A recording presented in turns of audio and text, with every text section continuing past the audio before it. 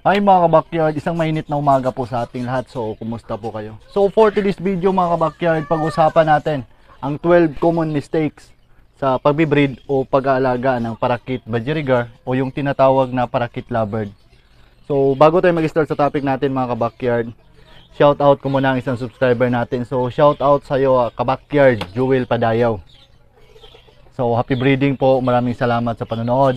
Enjoy lang po sa hobby ng pag-ibon at pagmamanok. So dahil excited ang topic natin ngayon mga kabakyard, huwag na nating patagalin pa. Start na tayo.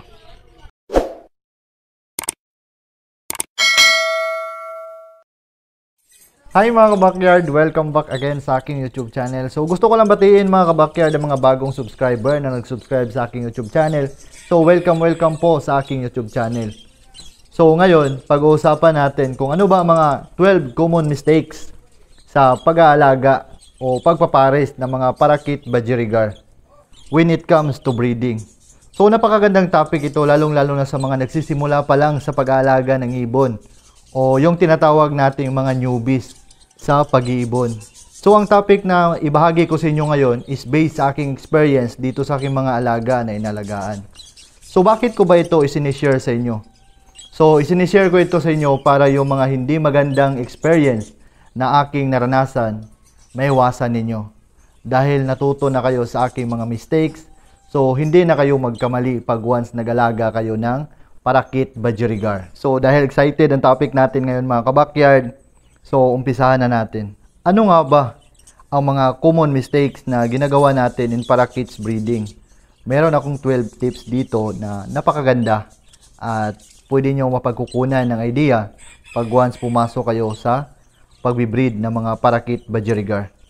Number 1, pure seeds diet. So wala ka ng ibang binigay kundi puro seeds na lang. Ang seeds kasi mga kabakyard, hindi yan balanced diet sa ating ibon. Dahil high fats po ang mga seeds sa kanila. Para maging balance ang diet ng ating ibon, dapat magbigay ka ng mga gulay, prutas, egg food, o yung mga vitamins nila.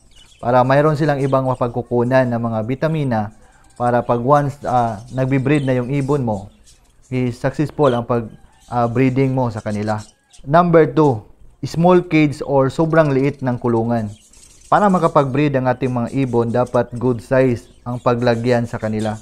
Para makapag-breed sila ng maayos, makalipad sila ng maayos, at makagalaw-galaw sila ng maayos. So, dito sa video na to, ang nilagyan ko sa aking parakit budgerigar is yung DIY cage ko na gamit ko yung electric fan. So maluwag po sila dito nakakalipad at saka naka-exercise po sila ng maayos sa cage na to. So ngayon mayroon na po silang 6 na mga painakay na nasa baba na.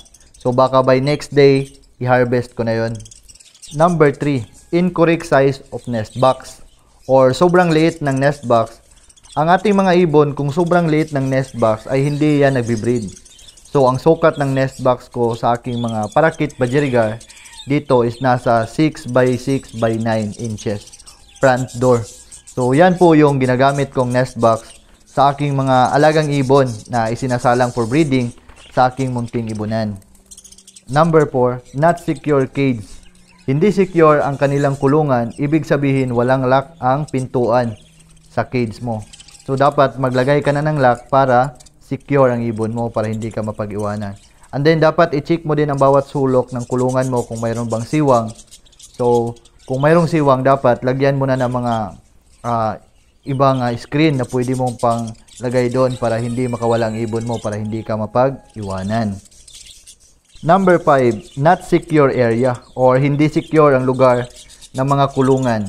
So, kung ito ay masyadong mababa, delikado ito sa mga pusa, daga, ahas at iba pa na pwede silang makain. Make sure na hindi sila maabot ng mga predator para safety ang ibon mo at maging comfortable sila sa kanilang area na napaglagyan mo.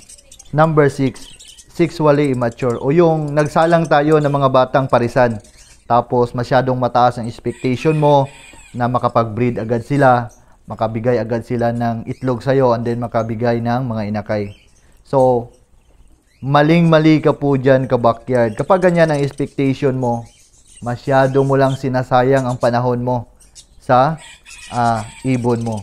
Kasi ang ibon mo is pinoforce mo siya na mag-breed na hindi pa sapat ang kanyang edad. So ang tendency po niyan, mas lalo mo lang pinapatagal ang pag-aantay mo sa kanya. Dahil pag once nag-success ang kanilang breeding, makaproduce sila ng painakay sa'yo, so hindi pa rin mabubuhay ang kanilang painakay dahil nga hindi pa sila marunong mag-alaga dahil ang edad nila ay hindi pa good for breeding na magkaroon ng mga painakay. Number 7, hindi inobserbahan ang mga ibon. So kung tayo ay nagpo-force pairing ng parisan, dapat bantayan natin sila at obserbahan. Dahil pag hindi natin inobserbahan, then hindi sila compatible sa parisan na ipinagparis natin, may posibilidad na patayin ng hen ang cock. Dahil pag once nasa breeding season na po ang hen, masyado po yung territorial sa kanyang area. So kung hindi niya gusto ang cock na inilagay mo dahil nga force pairing ang parisan natin, so may posibilidad na patayin ng hen ang cock. So para maiwasan natin yan, dapat obserbahan natin ang ating bagong parisan. Para kung nakita natin na hindi sila compatible, kunin natin ang cock, dapat umisip tayo ng mga bagong paraan para mag-pair sila. Number 8, kapag nilagyan agad ng nest box ang batang ibon. So ano ang mangyayari kapag naglagay ka agad ng nest box sa batang ibon? Ang mangyayari dyan ka-backyard, ma-force sila na mag-breed. So pag once ma-force sila na mag-breed, so ang tendency niyan, either infertile yung mga itlog nila or makaproduce man sila ng painakay, mamamatay pa rin. Dahil nga, masyado pa silang bata para isalang for breeding. So, ang dapat mong gawin dyan, kapag mga bata pa yung parisan mo, dapat huwag ka muna maglagay ng nest box. And then, dapat pag maglagay ka na ng nest box, nasa saktong edad na sila para maganda ang kanilang pag-produce ng painakay sa'yo para hindi ka mag-antay ng masyadong matagal. Number 9, laging silip ng silip sa nest box. So, ang ganitong senaryo mga ka-backyard, kadalasan ito nangyayari sa mga newbies na nag-alaga ng parisan na ibon na gusto talaga nila na mag-itlog na agad, mag-breed na agad para makaproduce na sila ng mga painakay. So, ganito din yung ginagawa ko dati nung nag-start ako sa pag-iibon. So, ganito din ang ginawa ko na senaryo. So, mali pala.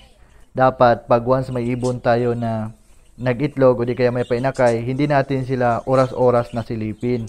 Kasi, mayroon po tayong mga hen na masisilan na pag once may itlog sila o di kaya may mga painakay na patayin nila pag palagi tayong silip ng silip sa nest box. So, kapag once titingin tayo sa nest box nila, dapat mga importanteng bagay na tinitingnan natin. So, sa isang week, dapat tumitingin lang tayo ng 2 bisis, ganun, para maiwasan natin ang pagkadistorbo ng ating mga ibon. Number 10, palipat-lipat ng kulungan. So, may mga time na hindi tayo mapakali at makontento kung saan nakalagay ang kulungan ng ating mga ibon. So, ang ginawa natin, lipat dito, lipat doon. So, ayaw na mga ibon natin ng ganong estilo. Dahil pag once nagbe-breed ang ating ibon, and then ganon yung ginagawa natin, so may posibilidad na mag-stop ang kanilang breeding dahil na-disturbo mo ang kanilang area. Dapat, bago ka bumili ng ibon, alamin mo muna kung saan mo sila ipupwesto na hindi mo na sila magalaw pa. Number 11, same gender ang parisan. So, kadalasan nangyayari ito sa mga newbies dahil hindi pa nila alam mag-gender ng parakit budgerigar. Kung gusto mong matuto, panoorin mo ang mga video ko dahil may ni-upload na ako kung paano mag-gender ng parakit budgerigar. Number 12, wrong pairing o yung pagpapares ng ibang species katulad ng African lovebird at parakits budgerigar. So magkaiba po sila. So pag once nagpares kayo ng hindi magkatugma na ibon, so pag once nakabigay sila sa inyo ng itlog, so kadalasan is infertile.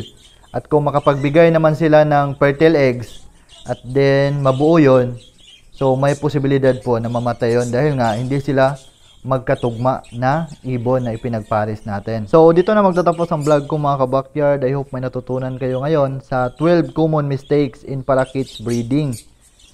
So kung bago ka pa lang sa aking YouTube channel, as ako na malaking favor sa'yo, please like, share, and subscribe para lagi kayong updated sa mga lalabas kong tips patungkol sa aking mga alaga. So, God bless po sa ating lahat mga kabakyard. Mag-ingat po tayo.